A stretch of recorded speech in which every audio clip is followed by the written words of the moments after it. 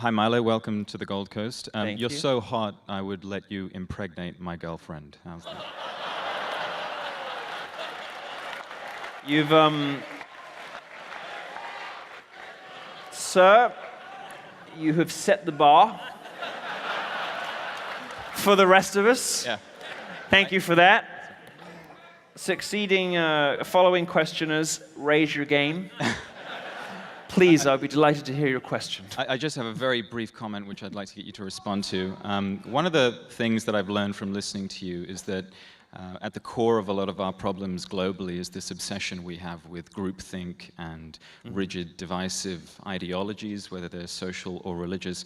But what confuses me about your commentary is how, on the one hand, you uphold the virtues of critical thinking and rationality, and you apply this quite rightly in your criticism of Islam as being a unique threat, and you also go after these social justice lunatics that exist in society. But at the same time, you embrace this equally ridiculous ideology that says a supernatural being wrote the Bible.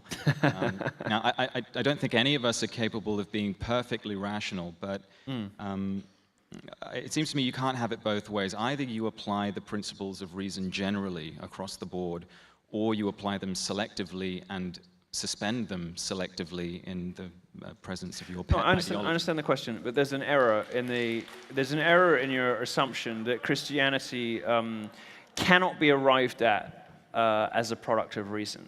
And there's a suggestion buried in there that Christianity is somehow hostile to or incompatible with reason.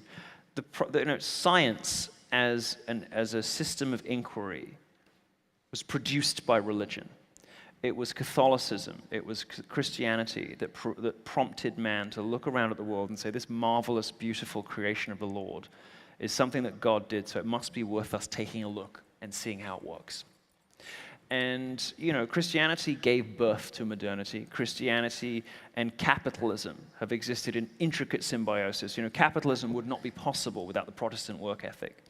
There are people 10 times as smart as you and I combined, scientists, many of whom in later life come to Christianity. You'll notice there's a trend of biologists in particular who've spent 30 years in the field who find God in their 50s.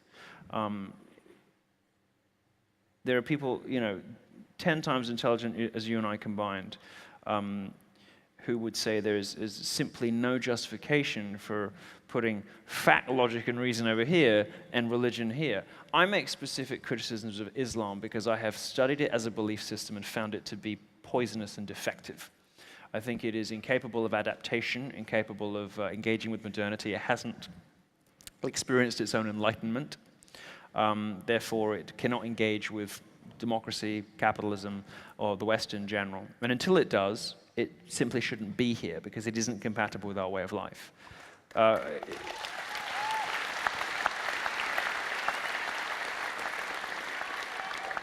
don't expect, I'm not in the course of this answer going to persuade you that there's a God. But all I will tell you is that there is a perfectly respectable philosophical history of religion being entirely compatible with reason and scientific inquiry. Indeed, it gave birth to both of them. So,